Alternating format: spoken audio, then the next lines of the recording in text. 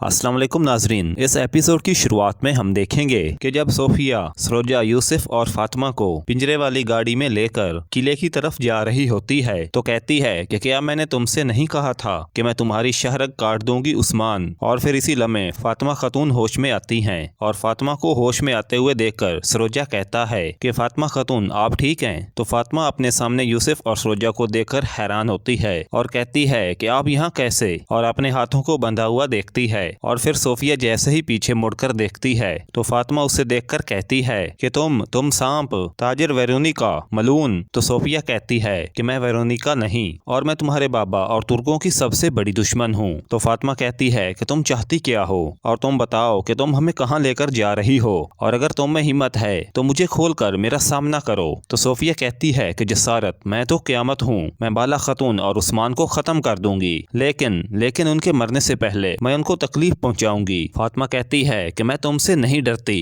और कहती है कि जो तुमने किया है तुम्हें उसकी सजा जरूर मिलेगी। और फिर यूसुफ कहता है कि क्या तुम अपने अंजाम का नहीं सोचती नागिन। और फिर सरोजा कहता है कि इसकी कीमत बहुत भारी होगी ताजिर। तो सोफिया कहती है कि चुप रहो, तुम मेरे कैदी हो अब से। तो फातिमा कहती है कि मैं तुमसे नहीं डरती, मैं तुमसे बिल्कुल नहीं डरती और हमें छोड़ दो। और इससे अगले मंजर में हम देखते हैं कि बाला खातून और बाकी सब अपने घोड़ों को भगाकर उस मकाम पर आते हैं जहां पर सोफिया और उसके आदमियों ने सरोजा और यूसुफ पर हमला किया था। और वहां ये सिपाहियों को मुर्दा हालत में देखते हैं। बाला खातून और बाकी सब अपने अपने घोड़ों से नीचे उतरते हैं और सिपाहियों को देखते हैं। तो गुंजा कहती है कि माँ फातिमा कहाँ है। तो बाला खातून निहायत परेशान हो जाती है। इस दौरान उसकी नजर एक सिपाही पर पड़ती है जो कि अभी जिंदा होता है। तो बाला भागती हुई उस सिपाही के पास आती है और पूछती है कि उन्होंने आपके साथ क्या किया है। तो वो सिपाही बताता है कि उन्होंने फातिमा खातून को अगवा कर लिया है और हम उन्हें रोक नहीं सके। तो बाला पूछती है कि किसने उनको अगवा किया है। तो वो सिपाही कहता है कि हम नहीं जानते बाला खातून, और उन्होंने सरोजा और यूसुफ को भी अगवा कर लिया है।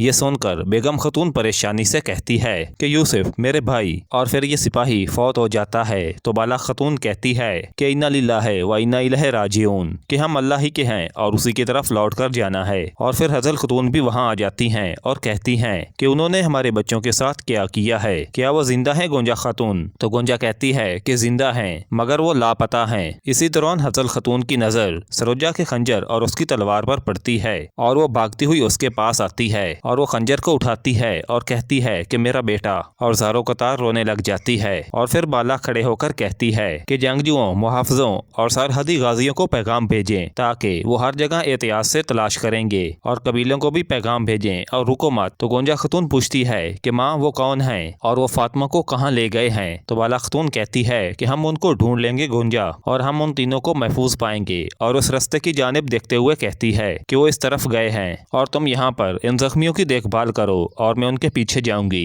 तो फिर बेगम खातून कहती है कि बाला मैं भी आपके साथ चलूंगी। तो फिर बाला कहती है कि ठीक है आ जाएं। और फिर बाला और बेगम खातून अपने घोड़ों पर सवार होकर उसी जानिब रवाना हो जाती हैं जिस तरफ गाड़ी गई होती है। और नाजरीन, इससे अगले मंजर में हम आकिसार किले में देखते हैं जहाँ पर लुकास ने अपने तमाम कमांडरों और सिपाहियों को इकट्ठा किया होता है और हरस्तियों आकर बताता है कि उस्मान साहब की फौज फसीलों के पास पहुंच गई है। तो लुकास कहता है कि उस्मान, मुझे खुशी हुई कि करासी साहब तुम्हें नहीं रोक सके क्योंकि सोफिया से कुछ नहीं बन पाया था, तो तुम्हें मारने की शहादत मुझे ही मिलेगी। जबकि किले के बाहर उस्मान और उसकी एक बड़ी फौज हमला करने के लिए तैयार खड़ी होती है और लुकास किले की दीवार पर खड़े होकर बाहर उस्मान को खड़े हुए देखता है। तो उस्मान भी उसे देखकर कहते हैं कि इबलीस की औलाद, आइए तुम्हें देखते हैं कि क्या तुम वाकई इतने बहादुर हो जितना तुम कहते हो। तो लुकास ये बात सुनकर कहता है कि उस्मान खुश आमदीद। लुकास कहता है कि उस्मान तुम कहोगे कि काश आज मैं यहाँ पर ना आता। तो उस्मान भी कहते हैं कि अगर आज कोई किसी चीज की ख्वाहिश करेगा